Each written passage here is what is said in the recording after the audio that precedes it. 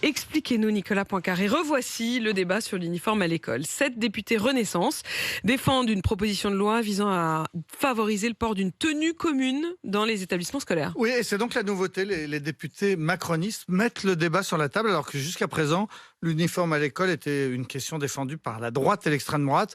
Le Rassemblement national compte déposer une proposition de loi en janvier. Et chez les Républicains, les 3 candidats à la présidence du parti se sont prononcés pour l'uniforme. Désormais, donc, ils sont rejoints par 7 députés de la majorité qui ont rédigé une proposition de loi.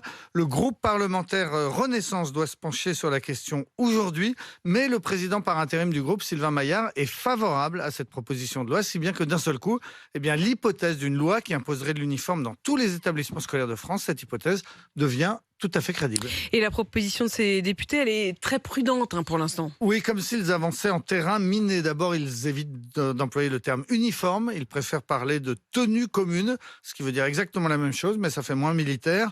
Prudence surtout parce que dans leur argumentaire, les députés évoquent peu la question de la laïcité, qui est pourtant centrale. Depuis le début de l'année, l'éducation nationale fait face à un nombre croissant d'élèves qui viennent en cours avec des tenues à connotation religieuse, comme l'abaya, qui est une robe longue qui couvre les autres vêtements. Les directeurs d'établissement sont dépourvus face au phénomène.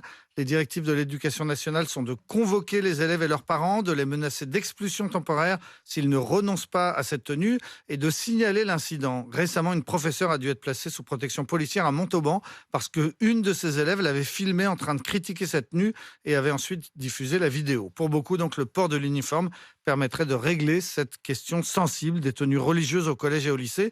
Mais ce n'est pas l'argument principal donc, des députés qui déposent cette proposition de loi. Mais alors, c'est quoi leurs arguments ? Alors, ils défendent un outil qui favorise l'égalité, qui permet de lutter contre le racket et contre le harcèlement scolaire. Les enfants ne seraient plus moqués pour être mal habillés. Les députés évoquent aussi des économies pour les parents qui n'auraient plus à acheter des vêtements de marque à la mode. Et le ministre de l'Éducation, Pap Ndiaye, n'est pas opposé au projet. Non, mais il n'est pas favorable non plus. Il est surtout, lui aussi, extrêmement prudent. Il demande la création d'un groupe de travail. En revanche, la secrétaire d'État à la citoyenneté, Sonia Backès, a reçu les députés macronistes qui sont favorables à l'uniforme. Et il existe déjà en France des établissements où on oblige les enfants à porter un uniforme. Oui, par exemple, tous les établissements publics et privés en Martinique, en Guadeloupe et en Guyane.